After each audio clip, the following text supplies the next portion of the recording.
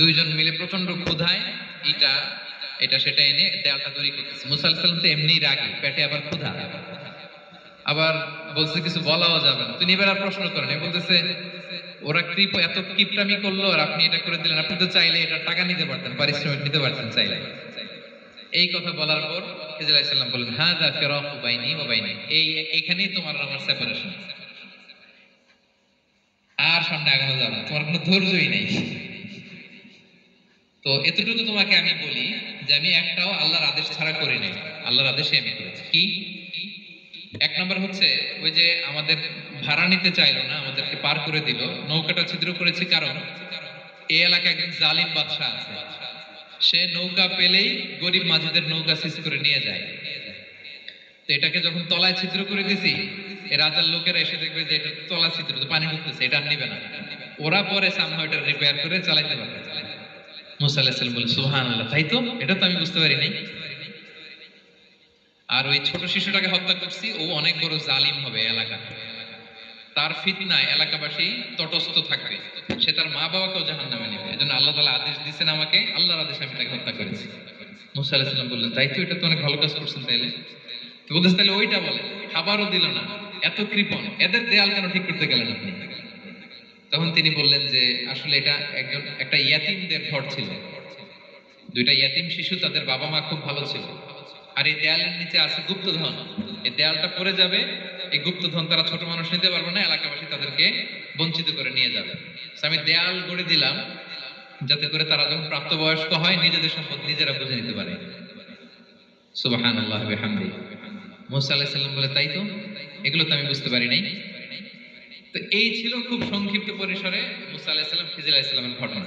তো রাসূল সাল্লাল্লাহু আলাইহি ওয়াসাল্লাম বুখারীতে একটা চমৎকার কথা বলেছেন, তিনি বলেছিলেন, ওয়াদিদনা আন্না মুসা সাবার হাত্তা ইয়াকাসসা আলাইনা মিন আমরিহিম। রাসূল সাল্লাল্লাহু আলাইহি ওয়াসাল্লাম বলেছিলেন, ইস, আমার ভাই মুসা যদি আরেকটু ধৈর্য ধরতো তাহলে আরো কিছু অজানা তথ্য আমরা জানতে পারতাম। এখান থেকে, এই ঘটনা থেকে আমরা কি শিখলাম? প্রথম যেটা আমরা শিখলাম, জ্ঞান নিয়ে বড়াই করতে নেই, ঠিক কিনা? জানার কোনো শেষ নেই, জাননেওয়ালার উপরও জাননেওয়ালা আছে, জ্ঞানীর উপরও জ্ঞানী আছে। আপনি কিছু জেনেই মনে করবেন না আমি সব জানি।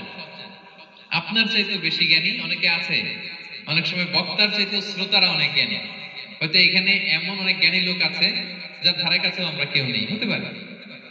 সো আমি সব জানি, এটা ভুল, এটা শয়তান বলে। এটা কে বলে? শয়তান বলে। আবু নাওয়াস একটা কবিতা লিখেছেন, ওয়াকুল লিমান ইয়াদঈ ফিল ইলমি ফালসাফাতান হাবাসতা শাইআন ওয়া গাবাত আনকা আশিয়াউ। কেউ যদি বলে আমি সব জানি, তুমি তাকে বৃদ্ধাঙ্গুলি দেখিয়ে বলো আপনি কিছুই জানেন না, আপনি অল্প কিছু জেনেছেন, জানার এখনো অনেক বাকি। তাহলে মুসা আলাইহিস সালামের এই ঘটনা জিজ্ঞেস করা হলো, কে জ্ঞানী? উনি বললেন, আমি জ্ঞানী। এরকম কি আমরা কখনো বলবো? না। সবচাইতে বড় জ্ঞানী কে? ওয়া ফাওকা কুল্লি যী ইলমিন আলীম। সবচাইতে বড় জ্ঞানী আল্লাহ তাআলা। সো জ্ঞান নিয়ে আমরা অহংকার করব না।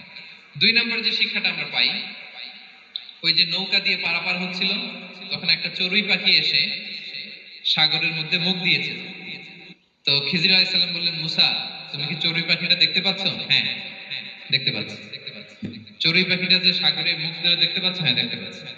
তখন খিজির আলাইহিস সালাম বললেন, চড়ুই পাখিটা সাগরে মুখ দিয়ে পানি খাওয়ার পরে চড়ুই পাখির ঠোঁটে বা চঞ্চুতে যতটুকু পানি লেগে আছে, এই পানিটা হচ্ছে তোমার, আমার এবং মহাবিশ্বের আমাদের সকলের জ্ঞান। আর এই মহাসাগরের সকল পানি হচ্ছে আল্লাহ তাআলার জ্ঞান। আল্লাহ তাআলা বলেছেন, ওমা উতিতু মিনাল ইলমি ইল্লা কালিলা। আমি তোমাদেরকে একেবারে অল্প জ্ঞান দিয়েছি, একেবারে অল্প। এই রহস্যে ঘেরা এই মহাবিশ্বের অনেক কিছু আমাদের অজানা। প্রিয় ভাইরা, আমরা অনেক কিছু জানি না, আমাদের এই লিমিটেড নলেজে এগুলো ধরে না, তারপর আমরা জ্ঞানের বড়াই করি। আপনারা উপমাটা বুঝতে পারছেন? একটা নৌকা থেকে চড়ুই পাখি ঠোঁট দিয়ে পানি খাচ্ছে, পানি খাওয়ার পরে স্বভাবতই চড়ুই পাখির ঠোঁটে একটু পানি তো লাগবে। খিজির বললেন যে এই পানিটা হচ্ছে তোমার আমার পৃথিবীর সবার জ্ঞান, আর এই সাগরের বাকি পানি